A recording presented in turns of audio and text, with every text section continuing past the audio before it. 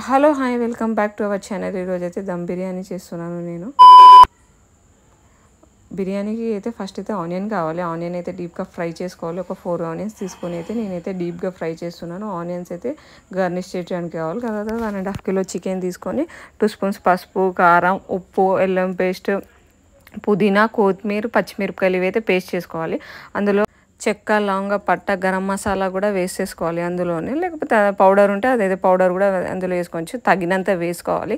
1.5 కిలోకి ఎంత పడుతుందో అంటే నేనైతే ఒక పుదీనా కట్ట, కొత్తిమీర కట్ట, 5 పచ్చిమిరపకాయలు అయితే తీసుకున్నాను. అవన్నీ అయితే వేసి పెరుగు ఒక 2-3 స్పూన్స్ వేసాను. 3 స్పూన్స్ వేసాను. ఇందులో మనం ఒక నిమ్మకాయ కూడా వేసుకోవాలి. చాలా బాగుంటుంది బిర్యానీకి. ఇట్లా పెరుగు అవన్నీ మిక్స్ చేసుకొని అయితే మనమైతే వీటిని ఒక 1 అవర్ మ్యాగ్నేట్ చేయాలి. ఎందుకంటే అందులో దమ్ బిర్యానీలోకి ముందే మ్యాగ్నేట్ చేసుకుంటే మంచిగా ఒక ముక్కకైతే పడుతుంది మసాలా. ఆయిల్ వేసుకోవాలి. లాస్ట్కి ఒక వేడి చేసిన ఆయిల్ నేనైతే ఆనియన్ ఫ్రై చేసిన ఆయిల్ ఉంది కదా, అదే అందులో వేసుకొని అయితే పెట్టుకున్నాను. చూడండి, ఆయిల్ మంచిగా ఇట్లా పెట్టి మ్యాగ్నేట్కి అయితే పెట్టేసి ఒక 1.5 అవర్ 2 అవర్స్ ఎంతసేపు మ్యాగ్నేట్ చేస్తే అంత మంచిది. 1.5 అవర్ మ్యాక్సిమం 1 అవర్ అయితే పెట్టుకోవాలి మ్యాగ్నేట్ చేసి. దాని తర్వాత మనకైతే 1 కిలో బియ్యం తీసుకున్నాను, ఎసరికి పెట్టుకున్నాను. అందులో పుదీనా, కొత్తిమీర, గరం మసాలా ఇవన్నీ వేసుకొని అయితే మనమైతే ఎసరు పెట్టుకొని, ఎసరు అయినాక అందులో వాటర్ వేసుకొని 70% అయితే అన్నం ఉడకాలి. అన్నం ఉడికిన తర్వాత ఇట్లా లేయర్స్గా అయితే మనం అన్నం అయితే వేసేసుకోవాలి. ఫస్ట్ అయితే డేక్షకి అయితే మనము ఆయిల్ పెట్టుకొని చికెన్ పీసెస్ వేసుకొని ఒక లేయర్ చికెన్ పీసెస్, ఒక లేయర్ అన్నం, అలా ఎన్ని లేయర్స్ వస్తుందో అన్నైనా. ఇది 1.5 కిలో కాబట్టి ఒక 3 లేయర్స్ వస్తుంది ఫుడ్ అన్నం అయితే.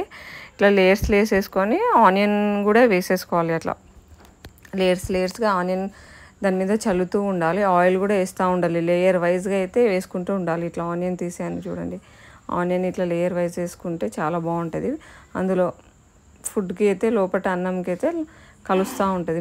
మిడిల్లో పీసెస్ ఆనియన్ ఇట్లా గార్నిష్ చేసుకోవాలి. మనమైతే ఇలా చేసుకుంటే చాలా టేస్ట్ ఉంటుంది. నేనైతే ఫస్ట్ టైం ఇక్కడ మా అత్త వాళ్ళ ఇంట్లో అయితే ట్రై చేశాను. ఇది ఈ విధంగా చూడండి, ఆనియన్ అయితే వేసుకోవాలి.